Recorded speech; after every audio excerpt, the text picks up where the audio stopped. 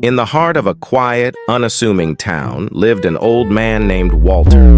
Walter was known for his peculiar sense of humor, which often left people both perplexed and amused. He spent most of his days at the town's only cafe, sipping his coffee and sharing his bizarre stories with anyone who would listen.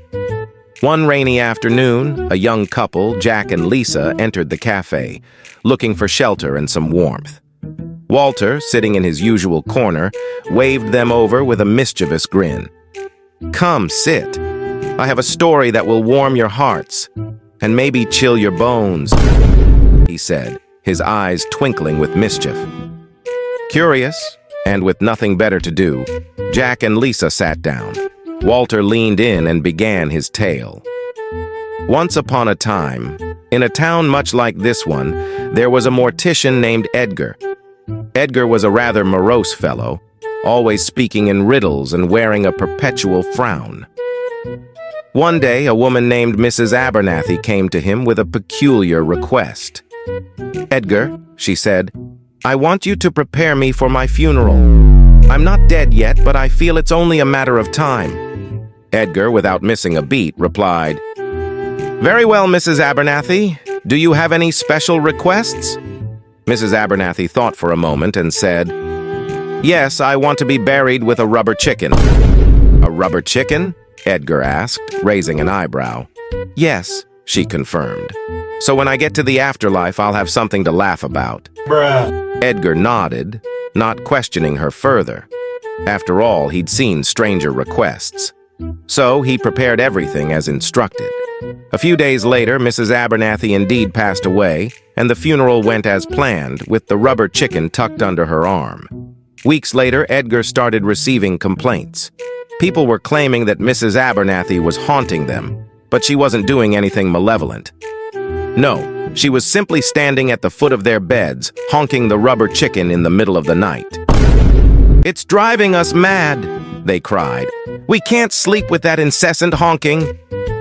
Edgar, ever the problem solver, decided to investigate. He went to Mrs. Abernathy's grave, dug it up, and removed the rubber chicken. That night, Mrs. Abernathy appeared to him. "Edgar, why did you take my chicken?" she asked, her voice echoing eerily. "Mrs. Abernathy," Edgar replied, "your honking was disturbing the peace. People need their rest." She pondered this for a moment before saying, "All right, Edgar, but I need something else to keep me entertained."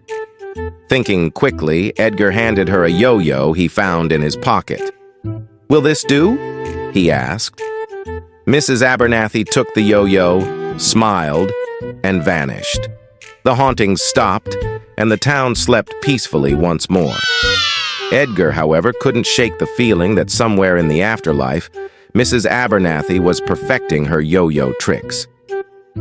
Years passed, and Edgar grew old.